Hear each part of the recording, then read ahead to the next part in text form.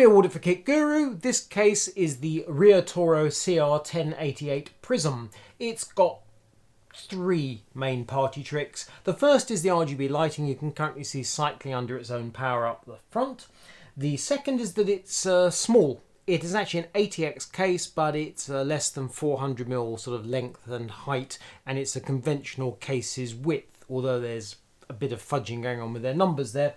And the third thing is it's cheap. Riotoro will sell you, if you go to Amazon, you can find the Riotoro shop where it's £75 including VAT here in the UK, but you can find it online for £65, so that's cheap. But compared to cases we've seen from the likes of Game Max in particular in recent times, where they'll do you a case for £45 or £50, it's not dirt cheap, it's just fairly cheap. Also, and this might sound a little rude, it feels like a case that could have come out 5 years ago, because that panel, it's acrylic or some form of plastic rather than a glass. 2 thumb screws at the rear, away it comes. Plastic, quite a complicated plastic shape, and in addition to the sort of 2 mounting lugs at the rear that you go screw it down through, which just look to me like they're waiting to break, you've also got the little sort of tongue and groove mechanism here, which is also done in plastic. That strikes me as a complicated piece of work that's just guaranteed to break over time, based on the fact I received a previous Riotoro, a different model I didn't get around to reviewing because the panel arrived with some broken bits of plastic. So I'm looking at this just like I've been handling it in fear almost, waiting for something to happen. Hasn't happened. Also, it looks like it's going to scratch really easily. I've been cleaning it a couple of times, taken care with it. So far so good, but that panel there, that's got a couple or 3 things going on, and I don't like either of them. But as I say, it feels like a blast from the past. So we have the layout. The layout is unusual. The motherboard's flipped. The cables and the power supply are in this side of the case. This side therefore has the cooling graphics card motherboard. Power supply being this side means of course it can be lower in height. Think Corsair Carbide Air and you're along the right tracks. Parking the power supply in the back of the case, it doesn't inherently change airflow one little bit. Were it down the bottom in the conventional position, so the case would obviously be taller, and you had a shroud over it, then you've still got cooler at the front or the top, graphics card, motherboard and so on and so forth. The fact they've chosen to use this layout does not inherently make airflow any better.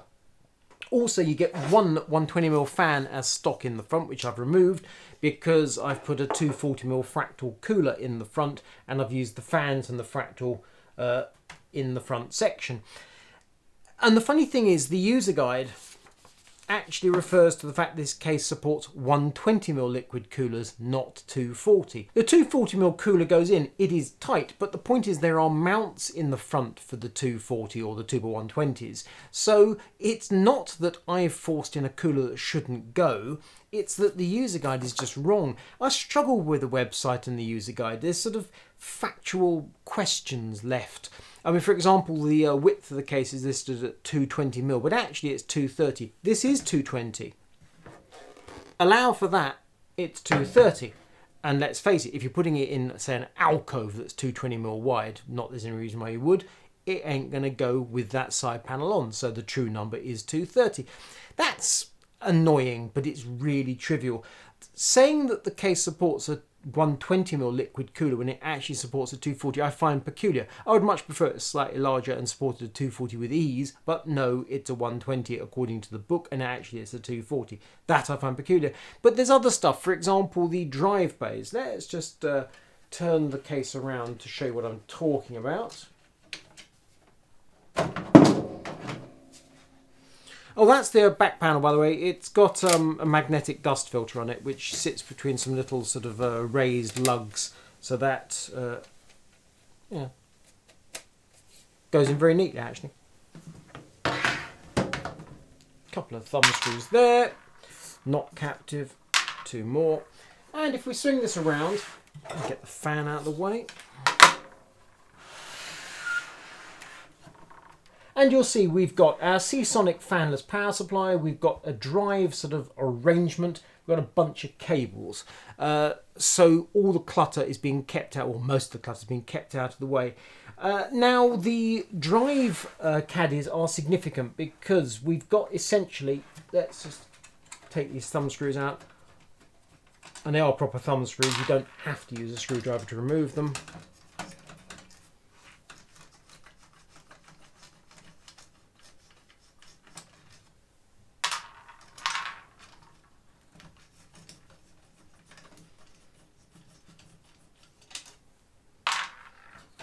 And out comes that drive arrangement, which is a plate that has one 3.5-inch caddy there, one 3.5-inch caddy there, a 2.5-inch caddy there, and a 2.5-inch caddy there. According to the specification, it supports 2 large drives, 2 small drives. Except that's not quite accurate, because those caddies are quite clearly drilled and or rather moulded to accommodate an SSD. So you can easily put an SSD on there, screw through. So you could easily put, should you choose, 4 SSDs in this. 1, 2, 3, 4. I checked this with Riotoro, they confirmed I'm correct. And it's that sort of thing I find vexing. If you don't know for a fact how many drives your case supports before you buy it, that's just silly. If when you're looking at it, you go, oh, I think that supports something different. It just suggests the company hasn't quite found their feet. Now, I know Riotoro is a relatively new company to the case market, but nonetheless, that's the sort of thing that's fairly basic, actually. Anyway, I suppose also if you're being really pedantic, you could argue that your motherboard might support M.2, but that's obviously a completely separate matter. So that mounting arrangement, so you can put your 3.5s and your 2.5s on, it's neat, it's tidy, it works, but they're just factually incorrect. Once you remove the drive plate, you can see this little cover here, which is over the lighting connectors.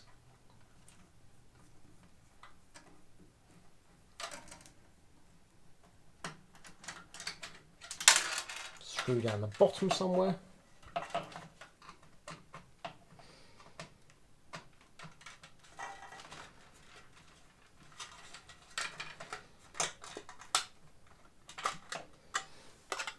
So that's just a piece of flexi material. It's literally a cover. And there you have the control board. We got this piece of paper with the user guide that tells you what's going on, shows a bunch of connections, a bunch of cables, but it's not actually really crystal clear what it all means.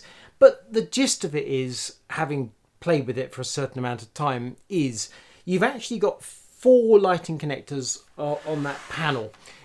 You've got the logo there, you've got this strip here, you've got which goes around the sides, and you've got the top panel. That's actually 4 different lighting zones.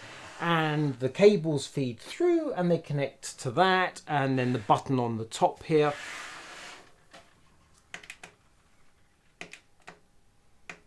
You see? You can get them all in. That's interesting. The logo actually seems to be out of sync some of the time. How peculiar. In sync and out of sync. And that's all fine. But if we look here, under this little shroud, we've actually got a conventional RGB connector. Now you can, if you choose, plug in a regular lighting strip to extend the lighting, but that would kind of naturally mean you're lighting in this compartment, which is totally pointless. Now you could instead feed this very short cable through to this main compartment. I mean, you could winkle it through there somewhere, it would be doable. And then you've got a lighting strip that I guess goes around the top and not really down the back, and I don't really know where that would go, but you could fudge some lighting in the main compartment behind the window. It would sort of work. But the alternative approach is to connect that lighting panel to the RGB connector header on your motherboard. This ASRock board's got a couple of headers. They are now down here because the board is flipped. So that's the foot of the board at the top, as it were, and that's the top of the board at the bottom. But to do that, you have to disconnect wires. You don't get a simple extension cable in the package, so you have to disconnect wires. And essentially what you can do in my experimentation is you can connect one of those lighting zones to your motherboard to then control it by, in this case, the ASRock RGB lighting, which is fairly pointless actually. Now, if I had the option of either controlling the lights off the board using the button, or if I've got an RGB header connecting to the motherboard and doing it that way, I'd be perfectly happy. And the thing is, Fantex did that either 2 or 3 years ago, I forget which. It is now a common practice. This is very old school and I don't much like it. As is, reaches under here. Oh, there's that loose screw somewhere, isn't there? Gotta love it. Taking off the front panel, which is a reach along the bottom, give it a good heft, and it pops on that 6 pins which go into these locations here. I mean, that is so 2010. So the front panel comes off tethered by 2 cables which go to 2 of the lighting zones here and here, as I was saying before. And here we see the fans for the Fractal Design liquid cooler. So I've had to mount the fans on the outside of the chassis to put the liquid cooler, turn it round, give it a decent look. So the fans are on the outside, the liquid cooler's on the inside, and therefore the screws pass through and screw in. It works. It's really close. I mean, there is no free space whatsoever. It is to the millimetre, to the half millimetre actually. And I had to have the cooler with the connections down the bottom because it simply couldn't go up the top, because you've got this very deep panel there for the front I/O. Which is absolutely touching the top of the radiator. It's all really, really good. But it goes, I mean, in fairness to a Riotoro, they don't say you should put a 214 anyway, so in that sense I'm doing something wrong. But it does go, but it's really close. On the other hand, if I made it 4mm taller, 5mm taller, there'd be loads of room. I mean, why it's so close for comfort is a mystery to me. And actually, if you push up on this panel, it'll just pop out, as I discovered when I was putting the radiator in a bit carelessly. That, however, is another matter. So you can put your 240 cooler in the front, you put your fans on the outside. The reason I put the fans on the outside, initially I had them on the inside, was you can't then put in a proper graphics card. I ended up with a much shorter Sapphire RX 560, was what 560, because I lost the 25mm and that wasn't, move the fans out, board, full length graphics card, no problem whatsoever. And in this configuration, the system works perfectly well. It's a Ryzen 7 1700 processor on an ASRock Z370 Pro 4 motherboard. The memory is G-Skill FlareX memory. We've got an EVGA GTX 80 graphics card. And there we have a Samsung M.2 SSD, hence the drive mounts unused. And I went for the M.2 apart from the fact I find them more convenient, also because I want to be able to take that drive caddy out without having a SATA cable trailing. And then around the back, as you saw, we've got the Seasonic Prime Titanium 600 watt fanless power supply. So the spec of the PC is proper, the cooling works well, graphs over on KitGuru in the usual style. It's a sensible little gaming PC. In terms of the spec, however, I'm struggling to find anything much about this I like. Small cases we've seen before. Cases that have high airflow or dual chamber, we're familiar with that. In terms of what this brings to the party in 2018, I can think of literally nothing. It's reasonably cheap, but we've seen cheap cases recently. We've seen cheap cases with glass. A cheap case that has acrylic, and a peculiar acrylic panel at that, I don't much like. The I/O panel, it's got the RGB button, it's got power reset, it's got 2 USB 3s, it's got headset jacks and no Type-C. I'm not particularly surprised. But as the I/O panel quite blatantly pops out, it could quite clearly be substituted for a more up-to-date version with something more useful, such as a Type-C. We ain't got it, there's no point in carping, because having a Type-C or not having a Type-C is, in this context, a mere detail. The fact the motherboard is flipped for why, but it kind of says it all to me, that this shrink wrap motherboard thing around an ATX design, and there we've got this 80mm rear fan. When did you last see an 80mm rear fan? I mean, 80s and 92s are very, very rare creatures. 120 and 140 are standard, and they're standard for a reason, because you can get fans from every maker and they're decent quality. And 80, it's at least half hub. You know, the amount of fan blade in 80mm fan, almost none. That rear fan mount is not going to be used. It just is not. The ventilation on the top is not drilled for fan mounts, so you're just going to have it as convection, hot air rising through this filtered reach for the filter.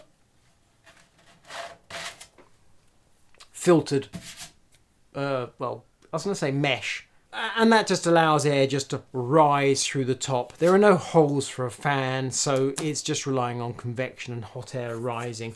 It is filtered, air can get out, but it's not the most exciting thing. And we've got a dust filter down the bottom, similar story. Apart from being able to say that the Riotoro 1088 is filtered and you can put a liquid cooler in the front and it has some RGB, apart from that, I'm struggling to find anything really positive to say about it. It performs okay, but there are so many cases on the market now that perform okay or better than okay, and that have some features and that have glass and that are the same money or cheaper. I mean, the list is very long. This case is competing in a sector of the market that is brutally fierce, and it's not brought a knife to a gunfight, it's brought a walking stick. It is absolutely a blast from the past, and I don't mean that in a good way. On the other hand, putting a positive spin on this, most of us thought 2017 was a fairly dire year for case design. There were some interesting new cases, but not that many. When you see a case like the CR1088, you think, yeah, it wasn't a great year, but there's some reasonable stuff, but the existing stuff was also good. Something like this appears and you think, well, what on earth is its point? It just serves no purpose whatsoever. It's a terrible shame, and I feel like I'm kicking an injured puppy or something. I do. But I'm struggling to find anything positive to say about this case, except that it is a case, it does work, it has some lights, it has dust filters. In this day and age, I expect a great deal more than that for my money. If you like this video, thumbs up. If you don't, thumbs down. If you want more from Kit Guru, click to subscribe. Hit that bell button so you get notified when more videos go up on Kit Guru. I'm Leo Walder for Kit Guru. This is the Riotoro CR1088 Prism.